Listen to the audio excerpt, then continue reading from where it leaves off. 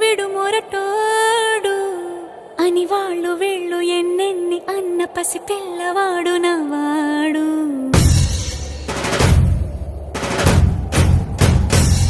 విడు ముండోడు అని ఊరు వాడ అనుకున్న గాని మహారాజు నాకు నవ్వాడు.